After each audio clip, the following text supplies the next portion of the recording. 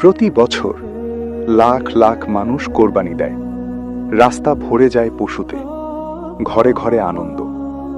কিন্তু একটা প্রশ্ন কি কখনো ভেবেছ, আল্লাহ কি শুধু মাংস চান, নাকি তোমার হৃদয়ের কিছু?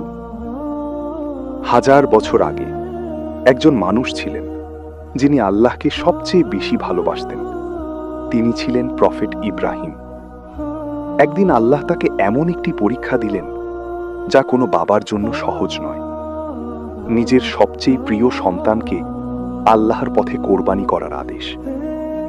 আর সেই সন্তান প্রফেট ইসমাইল বলেছিলেন, বাবা, আল্লাহ যা আদেশ দিয়েছেন তাই করুন।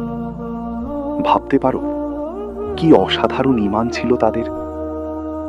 আজ আমরা কোরবানি করি, কিন্তু অনেক সময় আসল উদ্দেশ্য ভুলে যাই। কার গরু বড়, কার দাম বেশি, কার ভিডিও ভাইরাল। আমরা মানুষকে দেখাতে ব্যস্ত হয়ে যাই। কিন্তু আল্লাহ কোরআনে বলেছেন, আল্লাহর কাছে পৌঁছায় না তাদের মাংস বা রক্ত, পৌঁছায় তোমাদের তাকওয়া। মানে আল্লাহ তোমার নিয়ত দেখেন। কোরবানি শুধু পশু জবাই নয়, এটা নিজের ভেতরের খারাপ দিকগুলোকে কেটে ফেলার শিক্ষা। অহংকার, হিংসা, গুনাহ, খারাপ অভ্যাস। হয়তো এই ঈদ তোমার জীবনের পরিবর্তনের শুরু হতে পারে। হয়তো এবার তুমি আল্লাহর আরো কাছাকাছি চলে যাবে। এই ঈদে শুধু পশু কোরবানি করো না, নিজেকেও বদলাও।